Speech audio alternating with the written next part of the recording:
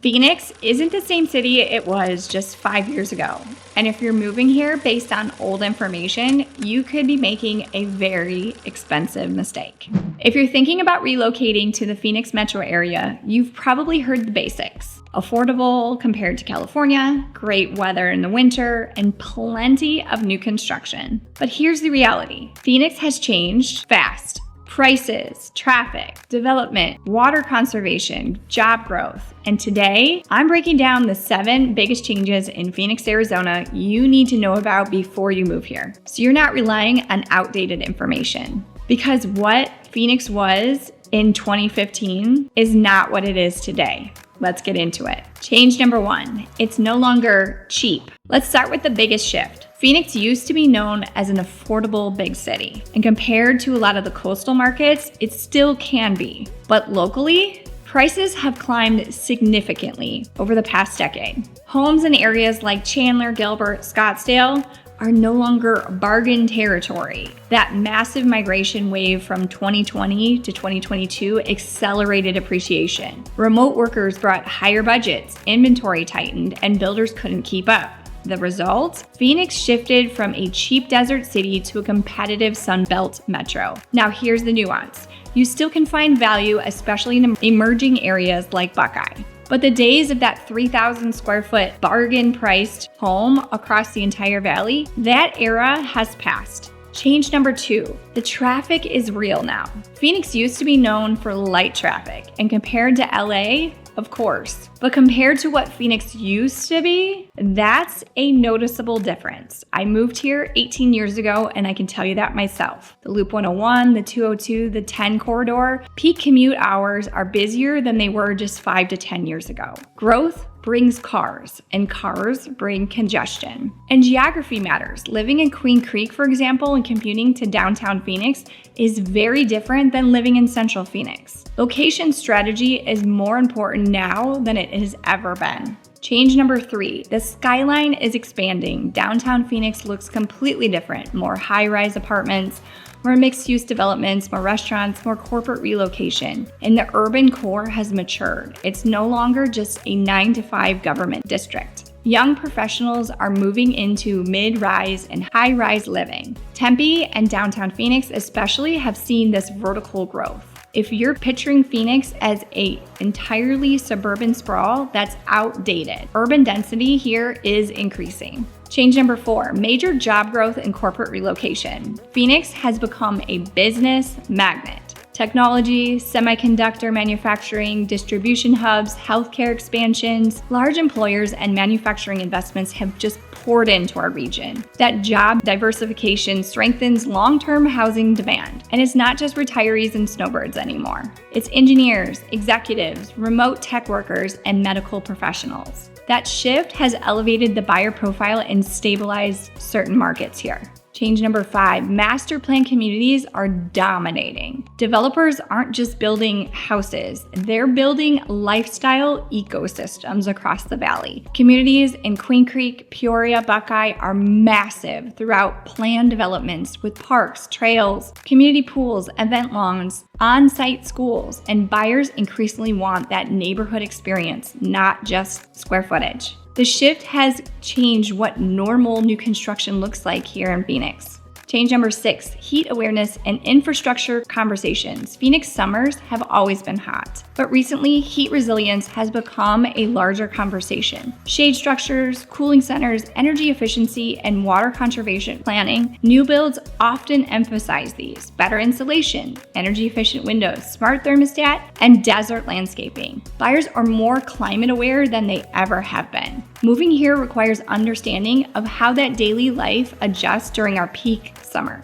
Number 7, water. This one shows up in a lot of headlines. Water supply conversations have become more prominent. But here's the important context. Arizona has long-term water planning systems in place across the valley. The concern isn't that water is running out tomorrow. It's that long-term growth requires strategic planning. Developers are required to show 100-year water supply in most cases. That's a major regulatory shift compared to just a decade ago. Water isn't a crisis, it's a planned conversation here. And buyers should understand that nuance instead of reacting to the dramatic headlines online. Here's the twist. Many relocation buyers move to Phoenix based on outdated versions of what the city is like. They expect ultra low prices, no traffic, endless new homes everywhere, and the instant affordability. When they arrive, they realize Phoenix has matured. It's a major metropolitan area now, and that maturity brings a little bit of competition, infrastructure growth, price pressure, zoning strategy, and lifestyle segmentation. The mistake isn't moving here. The mistake is moving here with 2012 expectations, how to move strategically. So how do you adjust? You stop asking, is Phoenix cheap? You start asking, where inside Phoenix fits my budget and my lifestyle? Because Phoenix isn't just one market. It's dozens of micro markets, urban condos in downtown Phoenix. Very different from the suburban homes in Gilbert or Quinn Creek. Luxury desert estates in Scottsdale. Very different from the growth-focused new builds in Buckeye. Strategic relocation means understanding commute corridors, evaluating school zonings, knowing which suburbs are emerging, and budgeting for summer utilities, and then planning for long-term hold. Phoenix isn't a gamble. It's not a small-town desert city anymore. These 7 biggest changes in Phoenix aren't negatives, they're just signals. Signals that the city is growing and the economy is diversifying. Development is accelerating, infrastructure is expanding, and the market is just maturing. And mature markets required informed decisions. If you understand the new Phoenix, you can position yourself well. If you rely on outdated assumptions, you might come in feeling surprised. If you're thinking about moving to Phoenix and you want clarity on what suburb fits your lifestyle, what commute would actually look like, and what prices still make sense for your budget, how do new construction compare to resale homes, and what growth corridors to watch, give us a call or a text. We relocated here ourselves, and we've helped hundreds of families navigate these changes, especially buyers coming from out of state who want real insight, not just headlines. Phoenix is evolving. And the question isn't whether to move here, it's whether you understand the version of Phoenix you're moving to. And that's what makes all of the difference. We covered those big structural shifts. Now let's talk about changes that affect your week to week once you actually live here. Because Phoenix isn't just growing, it's evolving. What about insurance and ownership costs? This one doesn't get talked about enough. Home prices went up. Construction costs went up, and naturally, insurance premiums have adjusted too. While Arizona is not facing the same insurance crisis as some coastal states, homeowners have noticed a gradual increase, especially if you're buying larger homes, luxury properties, maybe homes with pools, or properties in wildfire desert zones. Insurance is no longer something you can casually budget based on old numbers. It needs to be factored in early. Same with those HOA dues in master plan communities.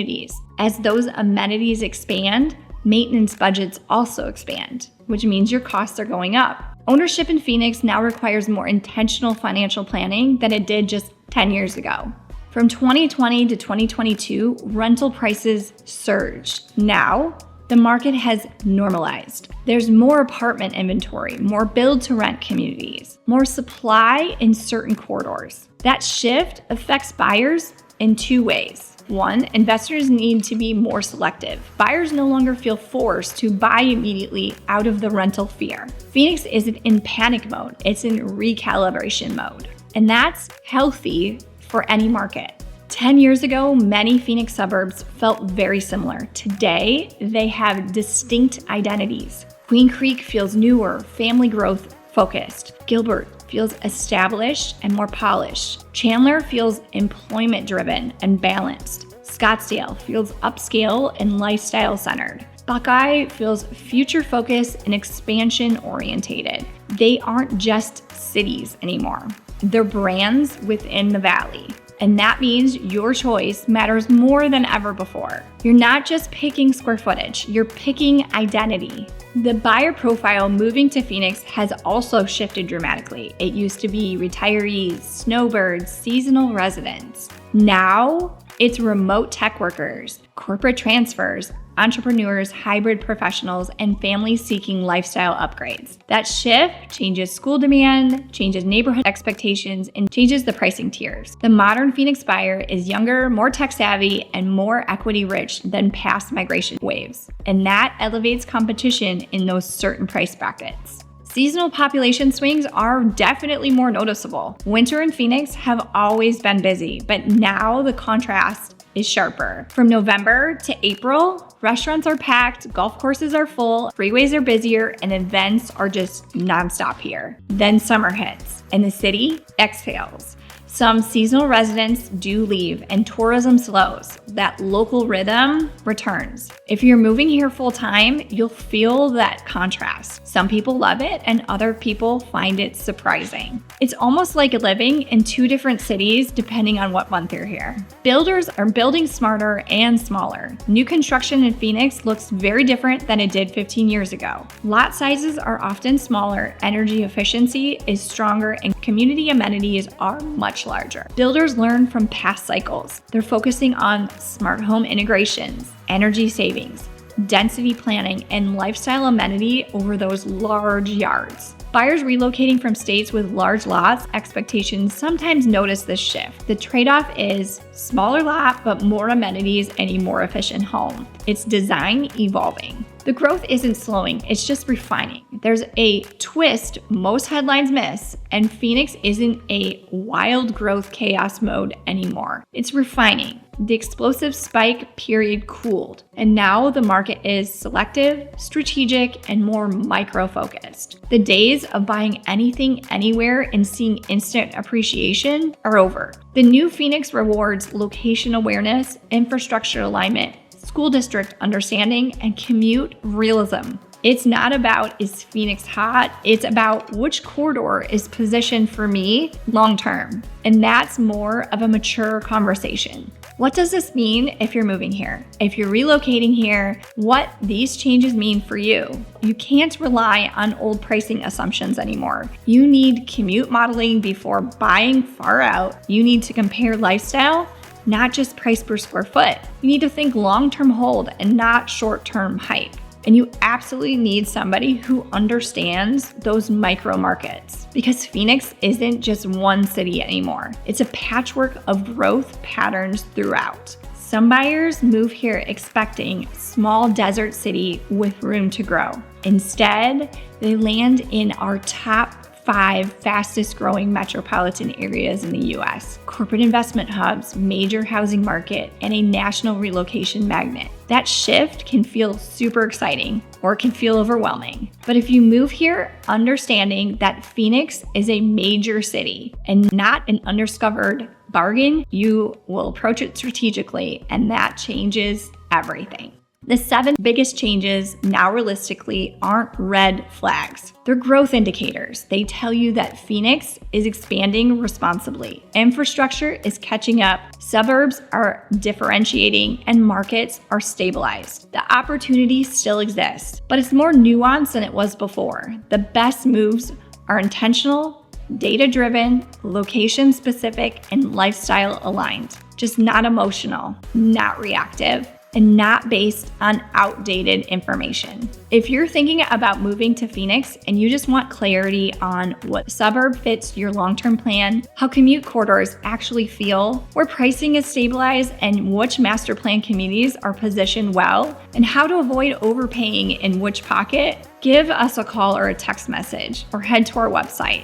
We've lived now through Phoenix boom cycles, corrections, and expansions. We relocated here ourselves and helped hundreds of families make those same smart moves, especially out-of-state buyers trying to understand the new version of Phoenix. Because Phoenix isn't what it used to be. It's bigger, it's more strategic, it's more competitive, and more opportunity-driven. And if you understand the new Phoenix, you can position yourself very well.